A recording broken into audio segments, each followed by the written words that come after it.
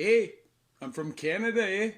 You having a hard time understanding me? Well, stay tuned for this video. I'm going to try and help you understand my lingo and my slang. Stay tuned for a great video at the new Mac Clock.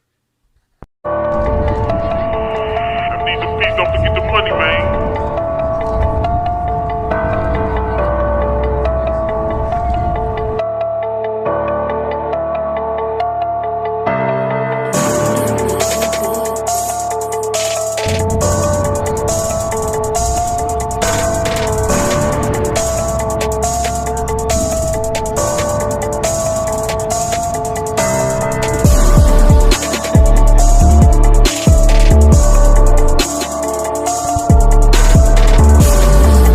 What's up, Matt Clark here at the new Matt Clark. How are each and every one of you doing on this amazing and beautiful Saturday? It's sunny, it's beautiful. I'm trying to use the natural light because I'm kind of moved around right now. I got broski here, and life is good. First time in 25 years I've been able to spend the night with my brother. It's amazing.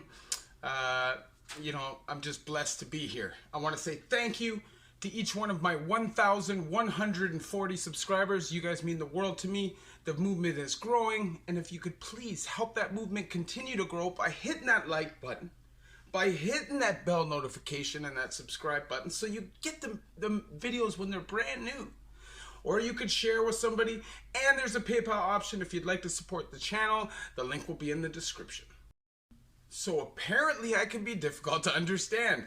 I wasn't aware that I had an accent, and I wasn't aware that I used all kinds of lingo. But I guess since everybody keeps telling me this, then it's something that's happening. So I'm going to try and help you understand the things that I say. Now, I know one person said name brand guy. Now, I don't know if name brand guy would be considered lingo. It's just something that I say. When I say name brand guy, what I mean by that is somebody whose name rings bells, somebody who's well known in the system, somebody who's not just going to have unnecessary problems, somebody who's pretty much comfortable where he's at. People know who they are, they have respect throughout the compound, etc. Now, lingo is going to vary depending on where you are, right? That's obvious. I've been told by Americans in the past that I had an accent, which surprised me because to me I sound just like an American when I hear Americans on TV and stuff like that. But if you guys say I have an accent, then I guess I have an accent. Now, in Ontario, specifically around Toronto, there's going to be a Jamaican influence on the lingo for sure. Like wagwan, which means like what up, you done know, things like that. A lot of that lingo I used when I was younger, but I've kind of grown out a lot of that. But every now and then you will hear it in my videos. You'll hear a little bit of patois, unintentionally mixed in my slang, and that was because I grew up in prisons and jails where patois was spoken. When I was in the Toronto Youth Assessment Center, it was literally patois was the language. It didn't matter if you were Chinese, white, black, Arabic, it didn't matter. You were going to be using patois as your lingo. It's just the way it is. Now, you wouldn't have been speaking patois like a Jamaican person speaks patois, but there will be influence in your slang for sure. Now, if we're talking about diss words, what to look out for if you're dealing with a Jamaican and if they're dissing you, if you ever get told to suck your mudda by a Jamaican, he's basically calling you a goof. That's their way of calling you a goof.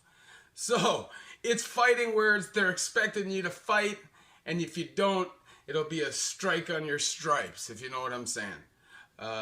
There's also batty boy, which is lingo for a gay person. And believe me, if you're in a prison in Ontario and you're openly gay, you will have a hard time. No doubt about it. You'll hear fireman, you'll hear batty boy, you'll hear lots of disrespectful words that will insult you. So be prepared for that if you're a member of the LGBTQ community and you're going to be doing time. And in Ontario, if you say certain fruits or foods in the way that they're meant to be said, you'll hear fire, which is, it's like an instantaneous way of saying that's gay. You know what I mean? So instead of saying banana, man say yellow fruit. Instead of saying peanut butter, man say brown spread. Instead of saying meatballs, they'll say meat circles. Instead of saying fish, they'll say consume sea creatures. And I'm telling you, to a Jamaican, it's a disrespect to say that they eat vagina. It's a disrespect. It is.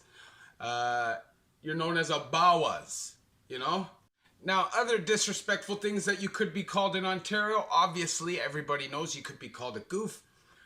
Now, what the specific meaning of goof, I don't know. You know, I've been told so many things, but from what I understand, it doesn't matter. Whatever the biggest disrespect to you is, that's what it means. So if being called a pedophile is the biggest disrespect to you, if being called a snitch is the biggest disrespect to you, whatever it is that will make you fight, that's what it means. That's the intent. Now there's bird.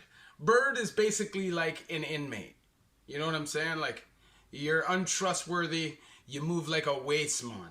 Now a waste man is like a bum. Like an untrustworthy bum who doesn't keep it real. You know what I mean? Then you have loon, and a loon is like a weirdo.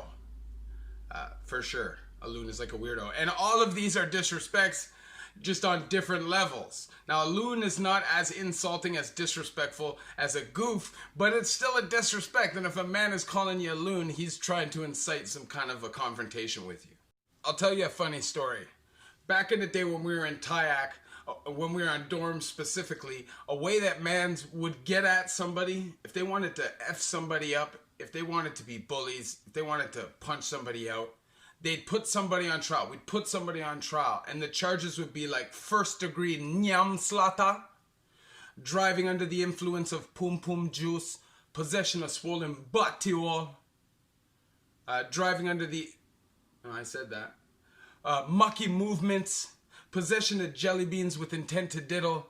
These are all things that you would be charged with, okay?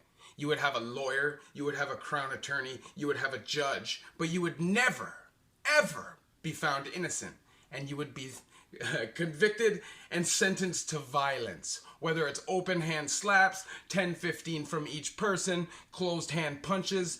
That would be discussed and decided at the moment. I'm telling you, man, Tyack young offender dorms was cutthroat. If you could survive in that place, you could survive anywhere. There is no prison that you can't stand up to. And I know that people say, what do you mean? They're young offenders. They can't hang. The adults are way more dangerous. Adults are dangerous, okay? Adults, their violence can be way more serious. But 16 and 17-year-old kids do not care. They don't. There's zero compassion. They will beat you all night long. They will knock you out cold, beat you, put you under blankets when the guards do their walks. That's what happens. That's what happens. And every now and then somebody will stand up for themselves and get stomped out. But it doesn't happen to everybody. Like, you have to look like a mark. You know what I'm saying? I don't really know like any more lingo to speak on. So you guys are going to have to tell me. I have my brother here this weekend, so I just wanted to put something out, help you guys laugh a little bit, have a great weekend. I wish you could hit that like button, you could hit that subscribe and that bell notification button, you could share with somebody, and you could donate to that PayPal option if you want to help support the channel. I really appreciate each and every one of you watching. Stay tuned for the next video, which will be Monday night, and I'll probably do a live stream tomorrow at the new Matt Clark.